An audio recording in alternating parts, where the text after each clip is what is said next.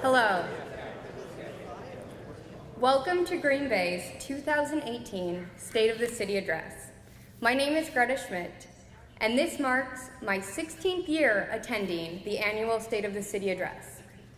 My 16th year editing out bad jokes from drafts left on the dining room table, but most importantly, the 16th year I get to stand here, or sit there and watch my father stand before all of you and passionately speak about his proposals for the upcoming year.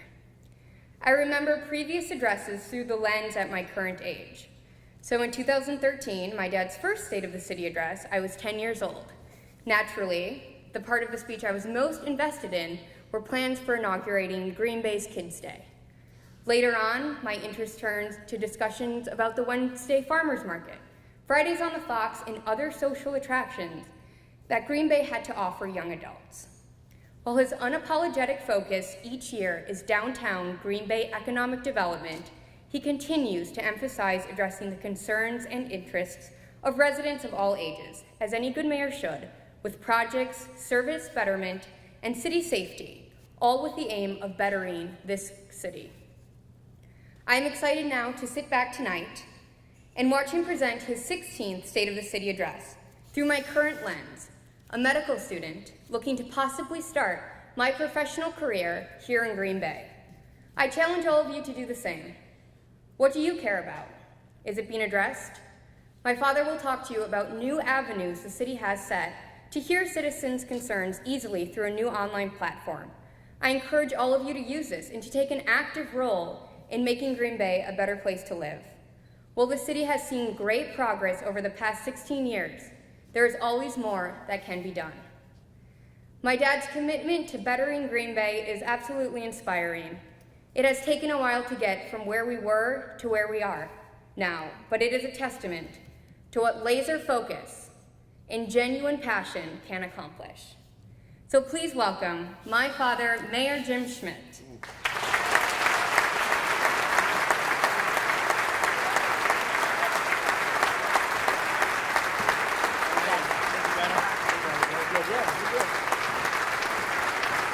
All right, thank you, Greta. She does help me edit out the bad jokes, but I left some of them in too. Thank you, Greta, for that great introduction. I want to thank all of you for attending my 15th State of the City address. First, let me welcome you back to the beautiful, historic Meijer Theater. Along with Backstage at the Meijer, this facility hosts a wide variety of performances which attract record-breaking numbers. I want to thank the general manager, Matt Gable, for his leadership, and also thanks to his amazing staff here at the Meijer. To think, the Lettermen were here just a few weeks ago, and I saw some of you here, as well as the Miss Green Bay pageant, Civic Symphony, and so many other events. So could you please join me in thanking the Meijer Theater and their staff? Thank you.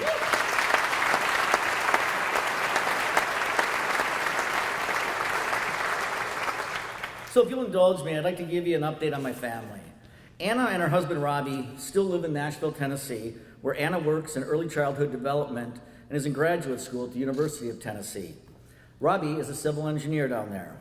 And you heard from Greta, she'll be a great doctor someday. And our youngest daughter, Laura, will graduate in 2 days from the University of Wisconsin-Madison with a bachelor's degree in journalism and English.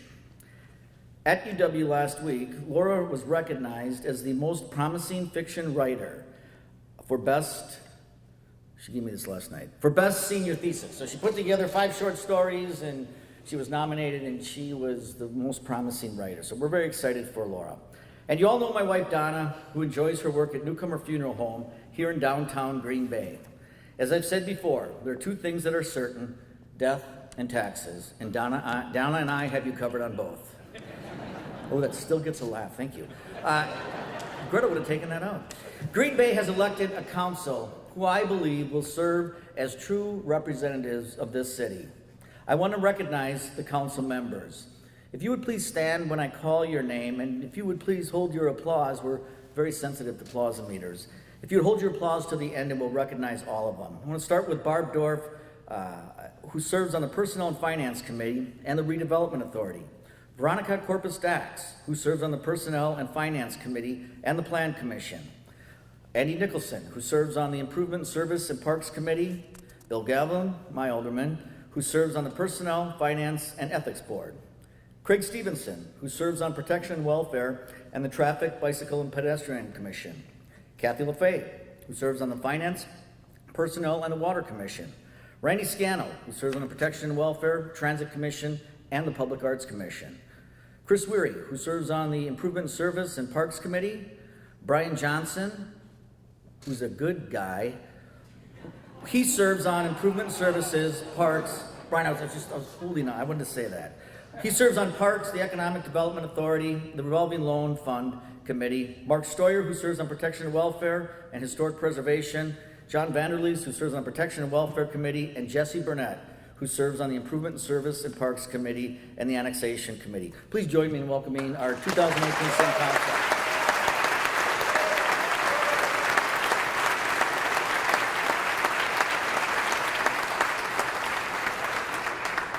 I'd also like to introduce you to the senior staff at City Hall. They're smart, they're dedicated, and they're creative. Diane Ellenbecker, our Director of Finance. Vanessa Chavez, who's our City Attorney. Steve Grenier, the Director of Public Works. Joe Fowles, Director of Human Resources. James Anderson and Dan Ditchite, Co-Interim Directors of the Parks, Recreation, Forestry. Kevin Vonk, Director of Community and Economic Development. Police Chief Andrew Smith, Fire Chief David Litton, Patty Kiwis, Director of Green Bay Metro, Nancy Quirk, Director of Green Bay Water Utility, and Celestine Jeffries, my Chief of Staff. Please welcome the senior staff of City Hall.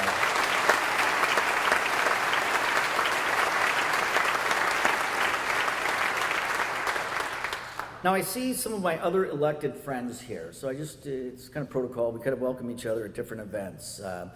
So I just want to recognize Supervisor Megan Bochart, Supervisor Pat Evans, Supervisor Stash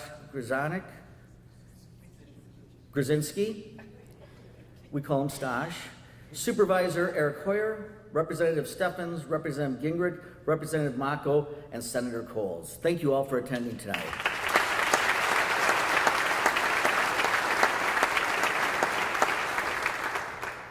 You know, that's more than usual. You guys interested in my job? It's nice to see you all here. And Mark Murphy, I saw that you entered as well, and thank you for just your support of Green Bay, and you're just a great guy to work with. So in the 15 years I've come to address you, the residents, business owners, and community members of Green Bay, I've described the many projects we've delivered and continue to work on to attract and retain talent. All of these projects were made possible by a few key things: the work of staff members at City Hall, the support of good people like you, and the work of our City Council. My administration works hard and is diligent in pushing through in order to bring winning projects to the City of Green Bay. These types of projects attract and retain talent. They improve our quality of life. They create and invite business investment. That's our mission. That's why we exist. The City of Green Bay is focused on a direct path. We are all aware that we're in a very competitive environment.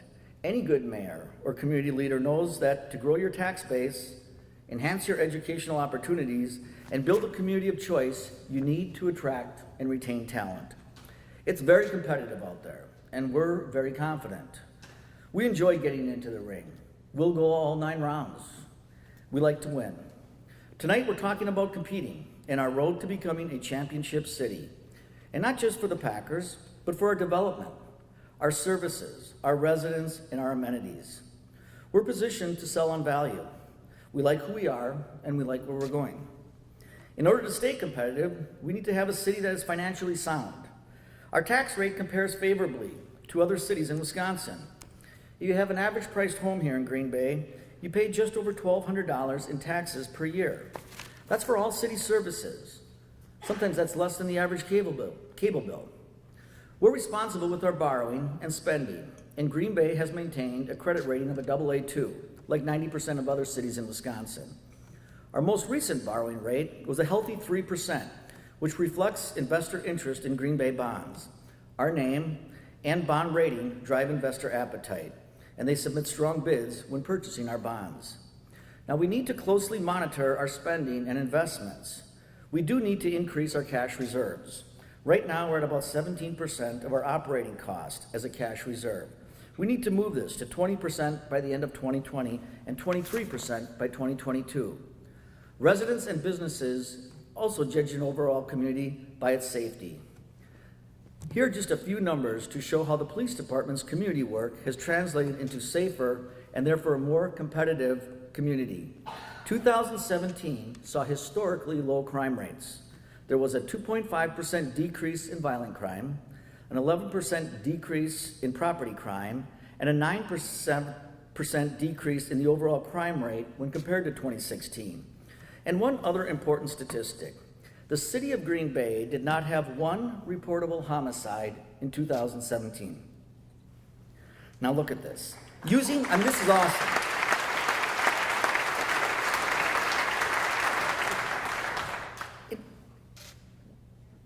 We need to understand how well this is working for the whole picture of the city. Using other Midwest cities as a benchmark, really we should have had some homicides. South Bend, they're the same size we are, 101,000. They had 16.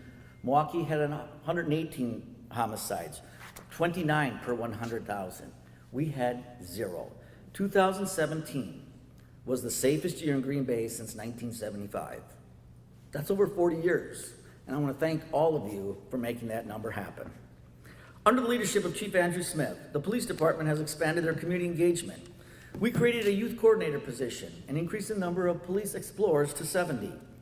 We created books and badges, and we continue the Bring Your Own 5 summer basketball tournament. In 2018, the police department will expand this outreach to include soccer at Kennedy Park and working with members of the Hispanic community. The police department keeps our community safe with their Safe Parks initiative.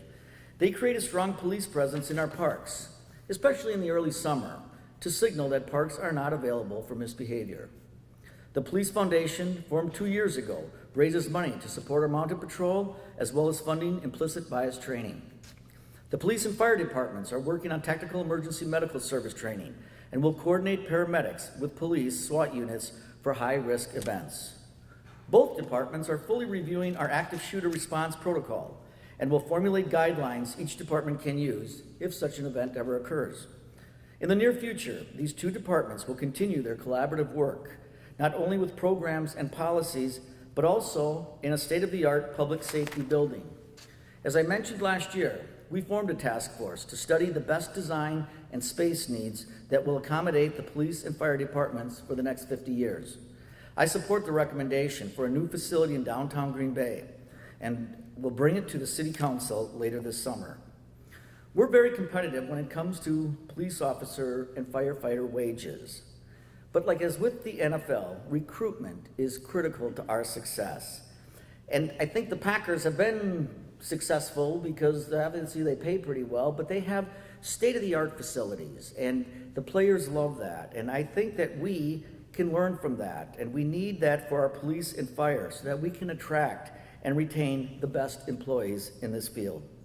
One of the enhancements we're looking forward to implementing is a plan to attract more women to the protective services. And we all know that half the population of the country and half the population of this city are women. And yet we have less than 15% of women in police and fire departments. We need to do a better job of connecting the jobs in public safety to the young women in our community. Here's something you like. This October, the city will host a workshop for high school young women focused on protective services. They will practice on the shooting range, learn judo takedown moves, climb ladders, and work with police and fire apparatus. Here's the key. This workshop will be taught by our female officers and firefighters. We think that this is the connection we've been looking for. Young women working with our female officers and firefighters to encourage their interest in applications here in the city. Our infrastructure is critical to our success. Just 2 days ago, we celebrated Drinking Water Week. Not only are we ensuring every household has safe drinking water, but we're also focused on public access to great drinking water. We installed a new drinking fountain on City Deck, or some people say a bubbler. I want to reiterate that Green Bay was voted the best drinking water in the state of Wisconsin. And yet, that's awesome. They did a job.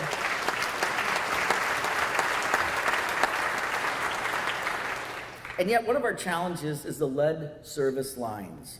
Take comfort that we are light years ahead of our competitors in terms of replacement. To date, we've replaced 479 lead service lines. Our goal is to have 0 lead service lines in Green Bay by the end of 2021. Many of the lead service lines to homes in our downtown neighborhoods are in the downtown neighborhoods, and we're concerned about the fiscal burden of replacement costs. So we leveraged $300,000 funds from the excess stadium tax and secured a principal forgiveness loan from the Department of Natural Resources to pay for line replacements. Another part of our infrastructure is transit. We get people around town, and our bus system is always looking for ways to expand service. We gave over 1.3 million rides last year. Green Bay Metro will open an East Side hub close to the new Dunkin' Donuts. This hub, along with the West Side hub, gives riders the ability to transfer safely. It also provides better access to the rest of the bus system for our suburban partners. So we have these 3 hubs now. This July, passengers will be able to use their mobile device to access real-time bus information. I encourage more of us to use transit. It's safe, it's clean, it has Wi-Fi, and it runs on time. A key part of the city's infrastructure is roads. Roads cost money. We're focused on passing and implementing a new revenue stream to bring an additional $2.1 million, which will fund resurfacing roads, maintain other infrastructure, and eliminate special assessments. If we implement a wheel tax, this is only part of the plan. We all want better roads and the elimination of a special assessment. A wheel tax is not a get-out-of-jail-free card. This revenue source addresses only part of our needs. We still need support from the county, the state, and the federal government. We've been working with them, begging them, to help us with our infrastructure needs. That must continue. And infrastructure isn't just roads. It also includes our internet and our waterways. And DTPW is working with companies that will make Green Bay a destination for cruise ships. The Great Lakes Cruise Ship Company is planning on making 8 stops in 2019. We worked with them on a set of requirements that are developing docking locations downtown at Light Park. There may be other cruise lines visiting our port city, carrying passengers who would partake in all we have to offer. Lighting is a key component of infrastructure. As you saw in the invitation to this address, we're moving forward on our new lights for our 2 downtown bridges. Public Works has worked with Phillips Lighting to create a lighting plan for our bridges. These lights are LED, energy efficient, and color changing. Northern Electric, our contractor, is installing these lights, and the system will be ready this summer. This new lighting will allow us to honor high school activities when they compete at state levels. We'll light the bridges in their school colors. And we'll also commemorate national holidays and organizations. For example, pink for breast cancer awareness and red for Heart Disease Month. There's still a little staff disagreement around the lighting scheme for football games. We'll go with green and gold for sure. But as mayor, I was telling them, I get so many cards and letters from fans of opposing teams who compliment our city's hospitality. LSU, the Bears, the Eagles, they loved the Green Bay hospitality. To roll out the welcome mat, I think it would be an interesting idea to light 1 bridge for the home team and 1 for the visiting team. What a Monday night shot that would be. Hang on. However, I'm getting some pushback. Even the chief said, Mayor, it's going to cause a traffic jam. No one's going to drive over a bridge with bear lighting. So we're still working on it. You know, we need to compete in a high-tech world. 2 weeks ago, we went live with our new website and content management system. Go to greenbaywi.gov on any device. When you get to our new page, you'll have City Hall at your fingertips. You can check events, give us notice about a cracked sidewalk or pothole, or you can pay a parking ticket. And because we want you to be more engaged, we have a new agenda management system called Civic Clerk. This system's database has the last 20 years of meeting minutes. You can research council votes and find information on committee or council action. To help you manage your busy schedules, you can sign up for notifications of agendas, news alerts, or events, and it's all paperless. We'll save taxpayers thousands of dollars by doing this. Another important feature of Civic Clerk is that it contains closed captioning and is compliant with the Americans with Disabilities Act. This new software and website will better engage our community members, improve our communications, and create greater transparency. This is a big deal for Green Bay. By the end of the year, things you used to do over the phone or in person can now be done online. Several departments have upgraded their internet service. The law department has adopted a service called MiniCode. Residents, alders, and business owners will be able to search current ordinances. The fire department has a new technology for code enforcement inspections and uses iPads to complete inspections and return electronic reports to the responsible party. The Community and Economic Development Department can accept building plans and issue certain building permits electronically. They standardize some forms which can be completed, saved, and submitted electronically. You know, technology is important, but the physical work environment is also important to keep our great workforce and recruit other talented workers. We're in the middle of a major renovation on our 6th floor at City Hall, which will improve customer service and provide collaborative workspaces.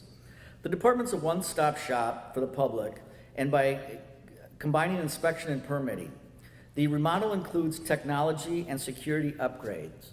I have 3 millennials, right? This open concept, coffee shop-like interactive environment works. It's where they want to work and plug in their laptops at different stations, and they are very, very productive. As I said, I know this works from my daughters I talk to, but as I remind them, there's still some of us who like a corner office with a window. The city competes for the most talented and engaged employees, and our Human Resource Department is committed to doing their part in attraction and retention. To that end, this past October, we created a new classification and compensation plan offering competitive salaries and benefits. Also, we focused on helping our employees and their families become healthier individuals, and so we've hired a full-time wellness coordinator who focuses on programs and engagement. We're still going strong with our Health 1265 program and continue to see employees make improvements in their health. Along with a quality workforce, our business is to attract more business. The Community and Economic Development Department connects to residents and businesses to grow our economic base. Staff members stay informed about the latest ideas in their industry by attending regional and national conferences, as well as being part of the Greater Green Bay Chamber Economic Strategic Planning. Just this morning, it was announced that at the breakfast, our partnership with the City of Indianapolis. We'll work closely with their community leadership and learn more about talent attraction. Respecting history is also part of our economic development plan. The Historic Preservation Commission worked with the state to place a new downtown district on the National Register. The designation rule we received 2 months ago allows property owners to finance renovations through the use of historic tax credits. Also, as our downtown has grown and we've added more restaurants and residences, we know that people want to eat on sidewalk cafes. We've upgraded our ordinances to allow restaurant owners to easily apply for sidewalk seating. We received some great news about tourism in Wisconsin. This is Tourism Week, and while tourism is up 2.8% in Wisconsin, in Greater Green Bay, it's up 5.2%. Amenities like Bay Beach, City Deck, and the Packers attract visitors. But what makes the difference here really is the presence of conventions. And my administration works hard. We work with the CVB to recruit conventions. It's a very competitive business. And to that end, we'll do what it takes to get a convention here. We were invited to submit a proposal to the International Bomb Squad Technicians. This is the video. Hi, I'm Green Bay Mayor Jim Schmidt, and I have 60 seconds to tell you about why Green Bay is the best place to hold the IABTI convention. Now, I understand high-pressure jobs, being the mayor of the 3rd largest city in the state, and of course the mayor of the NFL franchise Green Bay Packers. We don't often have to cut the red wire on any situation, but we do cut the ribbons on many great amenities, like the Bay Beach Amusement Park, the 33 restaurants which are in walking distance to the convention center, our new Titletown Tap Room, our historic Meyer Theater, and of course our awesome waterfront development. The explosive resurgence of downtown Titletown makes any visit an amazing experience. Mayor, the Green Bay Packers need you to diffuse a situation at Lambeau Field. 6, 5, 4. Wait a second. Do I use the red pen or the blue pen? 0.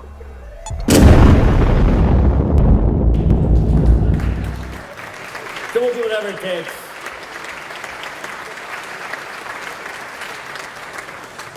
As Brad will tell you, we secured the convention, they filled the KI Convention Center and spent a lot of money, and we had a great time with them. Yeah, and it's no surprise that retail is changing. It's not all because of e-commerce and Amazon. Online sales is just another distribution channel for goods and services. Online sales comprise only 9% of all retail sales. That means 91% is still out there for us.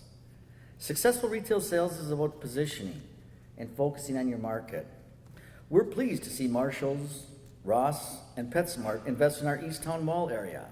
There's more retail development coming to this area, which will be announced later this year. The Green Bay Plaza on Military Avenue was just recently purchased by Steve Jepson and his company. This guy really gets it. We are looking to create higher and better use of this plaza by adding buildings and installing public green space for Military Avenue district activities and events. We also want to leverage the one-off specialty retail. And closer to downtown, we're moving ahead with our shipyard development. 15 acres of city-owned property that has sat vacant for quite some time.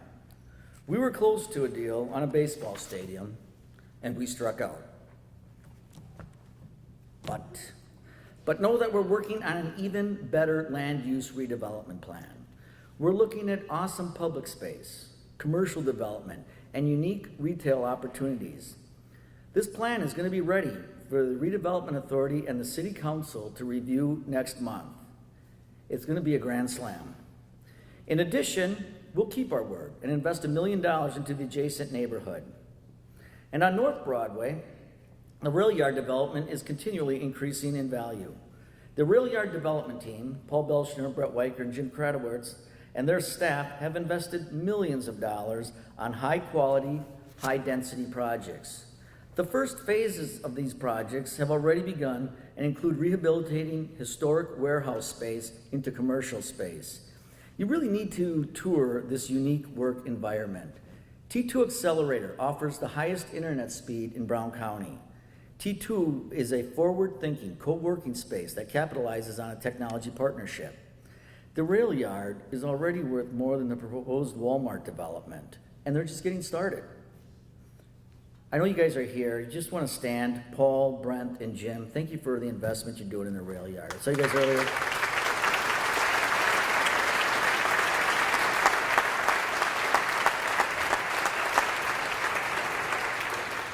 And this year, you'll see the construction of Kellogg Street, right off Broadway, installation of a roundabout, and connection then to Donald Driver Way.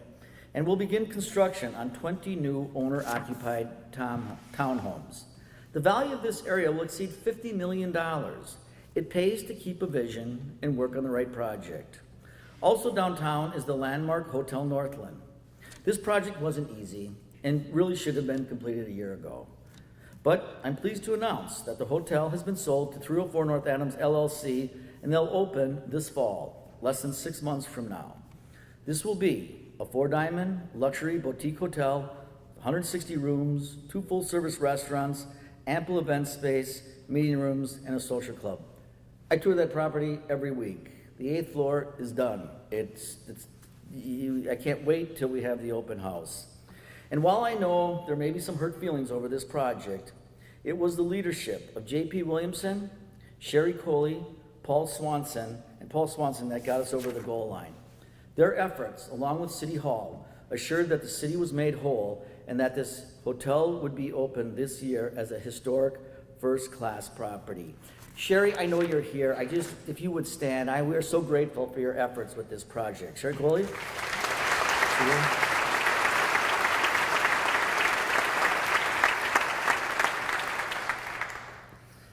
So right across from the hotel, especially if you're looking out the Crystal Ballroom, we have plans to install a pocket park right across from the hotel, which will replace the concrete and the dumpsters.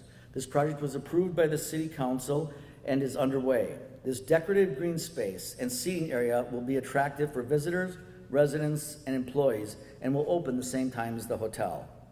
You know, the downtown is working fine. We're fielding calls from businesses seeking investment. We're also pleased to welcome Imperial Supplies to the Feld Building. Imperial provides a system for ordering and stocking fleet-specific maintenance repairs. They acquired space in the Feld Building to expand their sales, information technology, distribution, and customer care departments. They moved 300 jobs to the downtown. The official ribbon cutting is May 21st, but I can tell you I've received positive feedback from downtown restaurant owners about the impact Imperial is having on their business. I want to thank Rob Gilson, president, for his leadership on this project. Rob, are you here? I think you said you were coming. Would you stand? We love what you're doing downtown.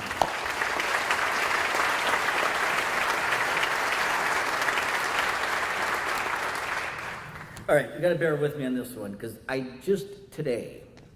we just learned today that ISG, which is a multi-discipline engineering and architectural firm, these guys really know what they're doing. They're the fastest growing firm of that type in the Midwest. And we have been having dinner with them and talking to them, and we're like, look, we got to put a deal together. And it's like May 9th, man, that's my state of the city. Yeah, we're working on it. Well, they called at 2:30 today and said they signed the lease. So they're here tonight.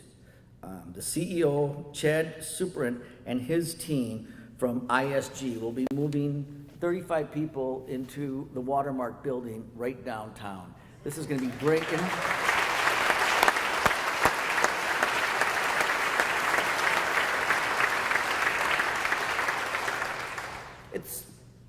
It's great for the city, right, to get these well-educated, higher-income people in the downtown. And I was talking to the mayor of Nashville, and I'm like, you know, what do you wish you did differently or had more of? And he said, just downtown warehouse space for engineers. And that's really what these kids, these 28, 29, 30-year-olds, they like living in that workspace. They like going out to the farmer's market. They like being downtown. And Chad, I'm just so delighted you signed that lease today, and we'll have the welcome mat out for you. You know, another landmark in our community is the old Whitney School. The Redevelopment Authority and the City Council approved a development agreement with Milwaukee View. They'll restore the school and create 23 market-rate apartments, and will build 12 owner-occupied townhomes on the lot to the west.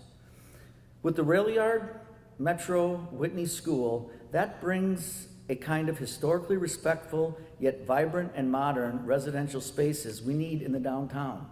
Market research shows us that there's a need for more downtown residential units. The talented people I've referenced a number of times seek environments that are walkable, bikeable, and close to downtown amenities. Now on the east side, we're excited about a new development coming on Packerland Packing redevelopment. The old plant is currently being demolished and environmentally cleaned up by TMD Properties. We'll see 322 residential apartments with a mix of loft-style and senior-friendly layouts.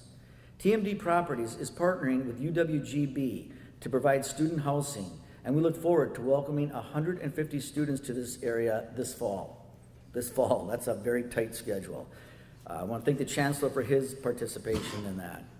And over by the I-43 Business Park, the city will welcome the new Nature's Way Schwalbe North America health food manufacturing facility, which broke ground just last week. This $20 million facility will expand the I-43 Business Center eastward. We continue to invest in our core business sectors, manufacturing being the key. There are great things happening in the manufacturing world. Manufacturing is strong throughout the state, and Green Bay is no exception. Now, last year, we began working with community partners to create a bike share program. I'm happy to announce that Green Bay has sought a partnership with Lime Bike.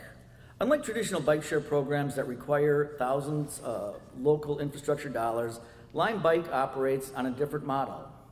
Lime Bike hires local staff to maintain and manage the system and charges a low rate for usage. It's monitored by a GPS system. This was approved Monday by the Improvement Service Committee and will be heard at the City Council meeting next week. If approved, we anticipate Lime Bikes will be operating in Green Bay this summer. I know they're lime and yellow, but I think people around here may be calling them green and gold. I'd like to tell you about a recently approved economic opportunity zones in Green Bay. An opportunity zone is an area where businesses and residents can use federal community tax incentives for development. This was very selective. The zones are on Broadway, Velp, University, and the Legends District. The program was approved in March by our U.S. Secretary, Steve Mnuchin, and then it went to the governor's office, and a lot of applicants, and they selected very few, and Green Bay was delighted that these areas were received into the opportunity zone. The city will use these new zones to stay competitive and attract development. And while we've had many successes, there are some projects we're still working on, like the coal piles. You know, I remember after I was first elected, I reached out to previous mayors of Green Bay, and I really connected with Romy Dennison. Romy Dennison was elected mayor the year I was born. A long time ago. So I went to his apartment. I said, Romy, what were you working on back in the late 50s? And his response was, moving those damn coal piles. So we're still working on it. But the reason I put this on tonight is we feel we may have a window of opportunity to secure an agreement for relocation. The new owners, coupled with strong leadership at the state and federal levels, along with commitments from community leaders, make relocating the coal piles from their current location to a potential reality. So stay tuned. Our parks and recreation system is top-notch. We've constructed a section of the Fox River Trail north of the city deck. The East River Trail and the Fox River Trail will be connected with a 1-mile stretch. This will create over 40 continuous miles of trails in our community. The city received a $475,000 grant to construct a canoe kayak launch near the intersection of Main and George.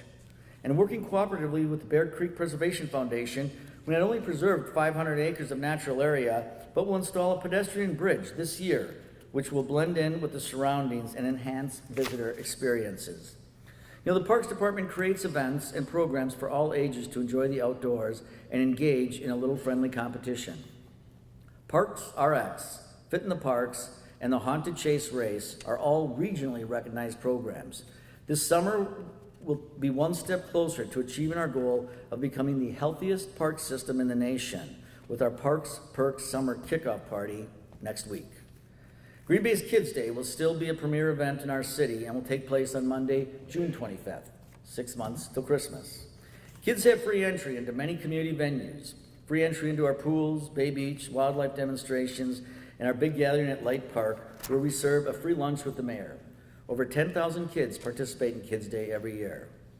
The Parks Department is focused on developing parks. We created our first doggy park at Whitney Park, installed a new park shelter at Astor, installed new tennis courts at Perkins Park, renovated 2 adult softball fields at Beaver Dam Park, installed a new playground, tennis courts, and an ADA-compliant walkway at Edison Park, and completed the last 2 soccer fields and concession stand with restrooms at Arnie Wolf Sports Complex. The Oak School at the Wildlife Sanctuary is one of our excellent programs where youngsters learn the joys of the natural world and their ABCs at the same time. We'll add 12,800 square feet to the Nature Center to expand the learning area for the students, thanks to a generous $3 million donation from the Friends of the Wildlife Sanctuary. We have a new agreement approved just 6 months ago where we share facilities now with the Green Bay Area Public Schools, which is a real responsible use of taxpayer money. This is really important for our community. By building a relationship with the school district, we can focus our efforts on positively impacting families and youth and not tie our money up in duplicating efforts or duplicating bricks and mortar. I want to thank Dr. Langenfeld for her staff and their efforts. So we've also worked with our state legislators, Representative John Mako and Senator Rob Coles, who are both here with us tonight. They co-sponsored Assembly Bill 821.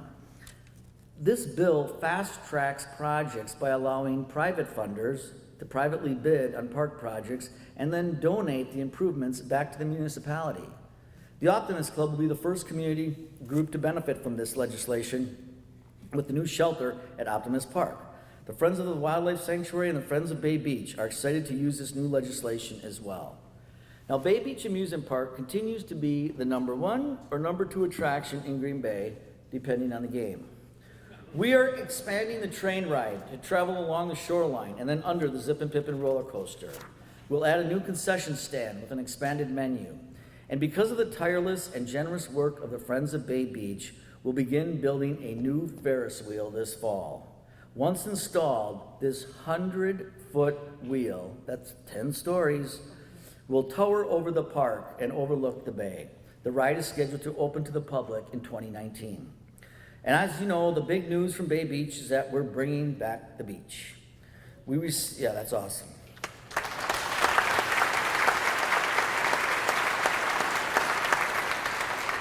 So we received approval from the DNR just 4 weeks ago, and the City Council approved a funding mechanism which would install a 1,000-foot long sand swimming beach, 1,000 feet, it's a nice long beach, 100 feet wide, a boardwalk, a 450 long wildlife viewing pier, a bathhouse with concession stands. And to accompany the increased number of visitors, we'll expand our parking lot and renovate the pavilion. This multi-million-dollar project will be entirely funded through a combination of grants, donations, and revenue from Bay Beach. No tax dollars. This is a significant and historic achievement for the city of Green Bay. And Bay Beach will continue to draw millions of visitors to our community for another 125 years.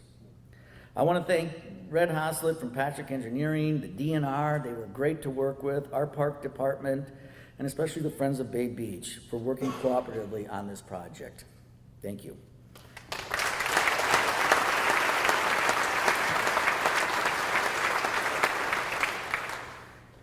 So in addition to bricks and mortar projects, we also work on policy. I think it's time to introduce a policy for term limits.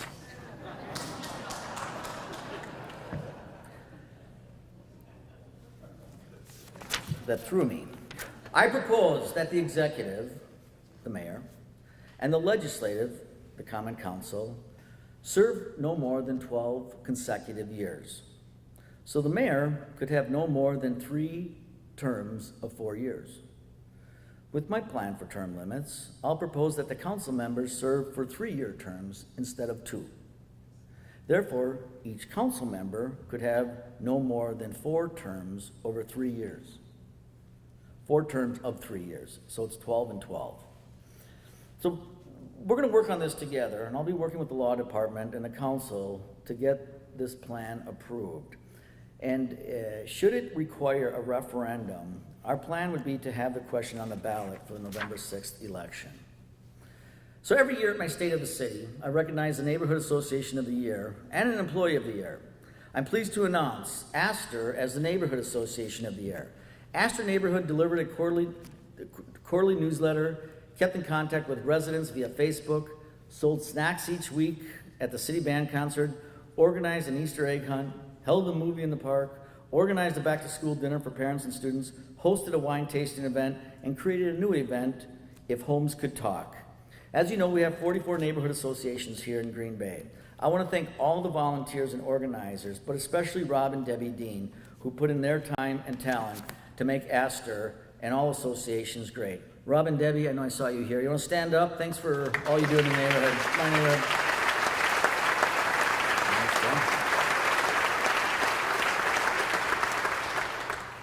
So as you know, we have 1,000 employees who are all dedicated and give back to the community. And for Employee of the Year, I want to recognize an individual who's really gone above and beyond the call of duty. This individual has helped the city transition from 164 years of paper to a level of technology that will not only save the city money, but will help us become more efficient and competitive as we move forward. He's the go-to guy when it comes to troubleshooting technology issues and has created many applications for employees to track and analyze data, bringing us closer to being a smart city. He's got a lot of patience. He's helped me at 10 o'clock at night when my computer just wouldn't cooperate. He likes to bike, but he really loves technology. And we congratulate Mike Koronic as our 2018 Employee of the Year. Mike, you'll stand up.